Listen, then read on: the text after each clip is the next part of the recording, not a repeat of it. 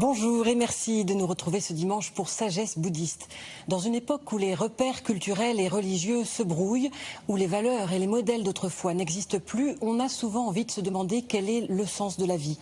Tout le monde peut se poser la question, et notamment les jeunes. Tout le monde peut trouver la réponse, et particulièrement avec l'aide du bouddhisme. Car le bouddhisme répond à la quête du sens. Nous allons voir comment avec notre invité. Olivier Roriche, bonjour. Bonjour. Vous présidez Rigpa France, une association qui fait connaître le bouddhisme tibétain partout dans le monde. Vous êtes par ailleurs l'interprète de Sogyal Rinpoche depuis 30 ans. Tout à fait. Et par ailleurs, dans la vie courante, vous êtes normalien et vous enseignez les mathématiques aux classes préparatoires scientifiques. Tout à fait. Et puis, vous avez tiré un livre de votre expérience, l'ouvrage « La voie du bouddhisme au fil des jours ». Merci de répondre aujourd'hui à nos questions. Merci beaucoup. Alors partons tout d'abord de votre expérience personnelle. Vous-même, Olivier Roriche, vous avez été très tôt, très jeune, en quête du sens de la vie. Oui, j'étais donc, comme vous l'avez dit, normalien scientifique et j'ai fait donc mes études au quartier latin. J'étais en mathématiques et en physique théorique et j'ai appris énormément de choses. Et puis vers l'âge de 22-23 ans, il y a une évidence qui m'a frappée, qui était que je ne connaissais pas le sens réel de l'existence. Qu'on m'avait appris énormément de choses sur des choses extérieures, on pourrait dire, mais qu'on ne m'avait pas donné la connaissance fondamentale. Qu'est-ce qu'on fait ici? Quel est le but de la vie? Quel est le sens fondamental? Et je me suis retrouvé dans une crise existentielle et j'ai cherché vraiment quelqu'un qui pourrait m'enseigner, je dirais, le mode d'emploi de la vie, on pourrait dire, au sens le plus profond du terme. Et effectivement, c'est là que j'ai rencontré les maîtres bouddhistes. Alors justement, le bouddhisme, que vous a-t-il apporté comme réponse? Est-ce que ça a été instantané? Comment ça s'est passé? Oui, parce que tout de suite, quand j'ai rencontré les grands maîtres, je me suis aperçu que ces gens-là avaient une véritable connaissance de l'être, de la vie, de la mort, du fonctionnement de l'existence. Et donc, ils m'ont donné à la fois une grande perspective du sens de la vie et du sens de la mort, et en même temps, ça aussi, des outils très précis pour dès maintenant, dès aujourd'hui, améliorer ma vie, transformer ma vie, aller vers plus de connaissances, plus de sagesse et plus d'amour, et commencer à dévoiler mon véritable potentiel, que j'ignorais totalement. Parce que dans un contexte occidental, j'étais très développé de l'intellect, mais par contre, au niveau du cœur, au niveau de la créativité, à plein d'autres niveaux, c'était zéro. Oui, le savoir, oui, mais à quoi bon finalement? Exactement, parce que si vous voulez, vous pouvez être intellectuellement hypertrophié, mais en même temps, si vous n'avez pas des qualités de cœur, des qualités de compréhension intuitive, des qualités d'empathie, des qualités d'amour, votre vie a toutes les chances d'être incomplète. Alors, comment explique le bouddhisme le sens de la vie? Eh bien, le sens de la vie, voyez-vous, dans le bouddhisme, en fait, il y a une très belle histoire qui illustre ça. Vous êtes dans une maison misérable, vous êtes un mendiant, mais vous avez un trésor au fond de sous votre jardin, enterré. Mais vous ne le savez pas. Et donc vous êtes dans le manque, dans la pauvreté, alors que vous êtes riche. Mais vous ne le savez pas. Et en fait, ce trésor, on l'a tous au fond de nous-mêmes. C'est le grand enseignement que le Bouddha a donné quand il a atteint ce qu'on appelle l'éveil. Il a découvert qu'on avait tous ce potentiel inimaginable d'amour, de joie, de plénitude, d'intelligence en nous-mêmes. Mais en fait, à cause de tout un tas d'habitudes, d'obscurcissement, de limitations, on est ignorant de ça et on passe le plus clair de notre vie dans la frustration, le manque. Et ça, on l'observe dans notre vie. À tous les niveaux, on sent bien ce manque matériel, émotionnel, affectif, spirituel. Et donc, ici, le sens de la vie, ça va être de savoir déjà qu'on a ce trésor et de trouver les outils pour effectivement le déterrer et en jouir pleinement. Alors ce trésor, c'est un peu la connaissance de soi, c'est ce que vous dites? Oui, le trésor, c'est vraiment ce qu'on est déjà, mais qu'on ne sait pas que l'on est. On a des petits aperçus de ça. Si vous avez un moment de bienveillance, un moment d'amour, un moment d'appréciation, de joie, comme ça peut arriver dans la vie, vous avez un petit rayon de ce soleil qui passe à travers les nuages. Mais en fait, seule la pratique de la méditation va nous aider réellement de façon systématique, graduelle, va nous proposer un chemin qui va nous permettre progressivement d'arriver à une véritable connaissance de nous-mêmes. La connaissance de soi par la méditation, c'est d'abord ce qu'il faut entreprendre. Oui, parce que voyez-vous, ce qui se passe à notre époque, c'est qu'on est complètement éparpillé, complètement distrait, complètement éclaté. Et donc, comment voulez-vous qu'on puisse avoir un sens quelconque si on est comme une mouche dans un bocal? Donc le premier message, ça va être de s'arrêter, se poser et pouvoir apprécier pleinement l'instant. Et là, on va commencer à découvrir une nouvelle façon d'être, où on peut réellement voir la beauté des choses, la beauté des êtres, la beauté de chaque instant. On va pouvoir apprécier pleinement même la simplicité d'actes comme prendre une tasse de thé, comme marcher. Et on va commencer à trouver la plénitude, là où avant, il n'y avait que le manque. Et donc déjà, on va progresser ainsi. Le sens de la vie, c'est donc la connaissance de soi d'une part, et c'est aussi l'amour inconditionnel. Voilà, je pense que, vous savez, on parle beaucoup d'amour dans nos sociétés, mais si vous regardez, l'amour est souvent teinté d'attachement, de codépendance. C'est-à-dire souvent, comme je vous le disais, on est souvent en manque nous-mêmes, en mal-être. Donc on va rechercher de l'amour à l'extérieur de nous-mêmes pour quelque part nous combler. Et ça n'a rien de mal, bien sûr, c'est même merveilleux. Mais automatiquement, des émotions négatives comme la jalousie, la possessivité, ça va risquer de vous faire étouffer l'objet que vous aimez. Et ça, on ne le connaît que trop. Alors qu'ici, par la méditation, vous allez commencer par devenir ami de vous-même. C'est-à-dire vous accueillir complètement, vous permettre d'être et trouver une plénitude. Et grâce à cela, vous entrerez dans une relation beaucoup plus saine avec autrui parce que vous allez vraiment souhaiter son bonheur. Vous comprenez, sans condition.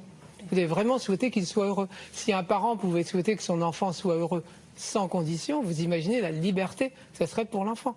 Et c'est vrai pour une relation de couple, c'est vrai à tous les niveaux. Oui, vous dites d'abord de s'aimer soi-même, finalement. Oui. Je pense que de nos jours, en Occident, on souffre d'un énorme manque d'amour de soi. Je vois beaucoup de gens qui sont très dévoués, des mères dévouées, des enseignants dévoués, des gens qui travaillent pour des causes humanitaires, qui se dévouent, mais qui sont très durs avec eux-mêmes et qui ne savent pas recevoir. Et ça, c'est vraiment important. Parce que si vous voulez apporter de la joie à autrui, c'est important de l'avoir en vous-même. Et pour avoir cette joie en vous-même, il y a une ouverture du cœur qui fait que vraiment vous recevez, vous voyez, vous êtes capable de recevoir, d'apprécier, de vous aimer vous-même, aussi d'avoir de la compassion pour vous-même. Si vous avez raté des choses, si la vie est difficile, eh bien, ayez de la compassion pour vous-même. Ne vous traitez pas vous-même de façon difficile, de façon dure. Et toute la méditation, là, va vous aider à obtenir ça. C'est une très belle phrase du Bouddha qui disait si vous cherchez dans le monde quelqu'un de plus digne de votre amour que vous-même, vous n'en trouverez pas. Celui qui s'aime lui-même ne fera jamais de mal à autrui. Donc l'amour commence vraiment par soi-même. Mais il continue bien sûr par un altruisme universel. Oui, l'altruisme, c'est ce qu'on peut appeler aussi l'amour bienveillant.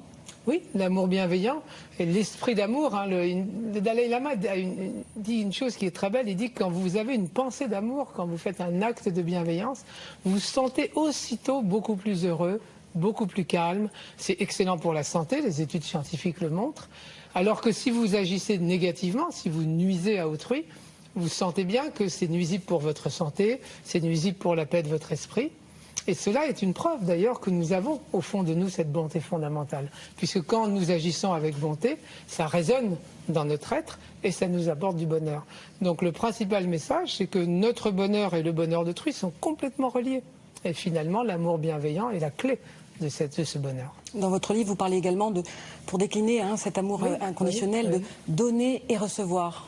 Ouais. Donc vous pouvez nous expliquer un petit peu. Oui, donner et recevoir. Il y a une très belle pratique dans le bouddhisme tibétain qui s'appelle Tonglen, et où on prend la souffrance d'autrui, on la dissout, et on donne en échange le bonheur et l'amour. C'est une très très belle pratique de compassion.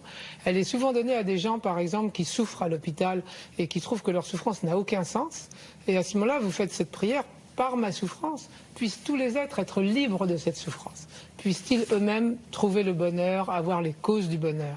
Et en fait, ce qui est extraordinaire, c'est que c'est une pratique de guérison. C'est-à-dire que quand vous souhaitez soulager les autres de la souffrance, quand vous leur souhaitez du bonheur, ça fait une telle ouverture du cœur qu'en fait, toute l'énergie de votre être profond, cette énergie infinie de guérison, peut vous baigner. Et c'est un facteur de guérison extraordinaire. Et ça, maintenant, les études scientifiques le connaissent parfaitement. Le pouvoir thérapeutique de la compassion, il est prouvé par les psychiatres, par les médecins, par les scientifiques. Alors, vous avez parlé de souffrance. Justement, est-ce que les souffrances, les épreuves contribuent à entrevoir ce qu'est le sens de la vie ?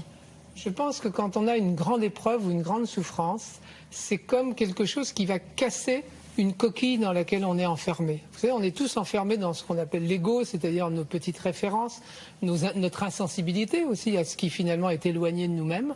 Et quand on est confronté au désespoir ou par exemple à une maladie très grave, eh bien on se rend compte, je sais pas, il y a quelque chose, c'est très difficile, mais en même temps, ça ouvre au monde, ça ouvre au cœur souffrant du monde et on comprend beaucoup plus les autres et quelque part on a accès à une dimension qui va au-delà de l'ego. Au-delà de l'ego individuel. Je connais beaucoup de gens qui ont été atteints de cancer très graves, qui en ont guéri et qui ont été complètement transformés. Maintenant, ils sont capables de célébrer la vie, de voir le caractère précieux de chaque instant. Ils ont comme un pétillement dans leur être, alors qu'avant, ils étaient comme enfermés dans une coquille. Donc les tragédies peuvent effectivement être source d'évolution spirituelle. Encore faut-il que, évidemment, la personne soit accompagnée dans ce processus. Et pour cela, la méditation est l'une des voies. Je crois que la méditation, mais aussi la présence bienveillante d'une communauté, c'est très important. Vous savez, on a vraiment besoin de donner et de recevoir de l'amour. On a besoin d'amis, de vrais soutiens. Et c'est très difficile tout seul. Et donc, donner et recevoir de l'amour d'une façon libre, d'une façon ouverte, je pense que ça fait partie de ce chemin vers la découverte de notre trésor. Et la mort, alors, quel message ou quel sens donne-t-elle au sens de la vie? Bien, c'est vaste, ça, on pourrait faire parler des heures de ça, mais peut-être deux choses. L'une, c'est que on dit souvent que la mort est comme un miroir dans lequel tout le sens de la vie est reflété. C'est-à-dire que quand vous... Imaginez que je vous dise, vous n'avez plus que 6 mois à vivre. Je suis un médecin, vous avez fait des tests, voilà, vous n'avez plus que 6 mois. Qu'est-ce que vous allez faire? Vous allez vous rendre compte que chaque jour est précieux. Vous allez peut-être avoir envie de dire à des gens que vous les aimez. Vous allez peut-être avoir envie de pardonner, avoir envie de faire des gestes profonds, importants. Et il y a aussi tout un tas d'activités plus ou moins triviales qui vont tomber d'elles-mêmes. Donc la pensée de la mort, dans ce sens-là, paradoxalement, rend la vie encore plus intense, encore plus vivante. Donc ça, c'est un premier point. Et puis le deuxième point, c'est que tous les maîtres bouddhistes disent que pour se préparer à la mort, le point capital, c'est de garder un cœur et un esprit purs, de ne garder aucun ressentiment et de souhaiter le bien de tout le monde. Et ça, c'est évidemment un chemin. C'est pas facile du tout, quelquefois, de pardonner, de lâcher le ressentiment. Mais si vous voulez, ça, c'est le sens de la vie aussi.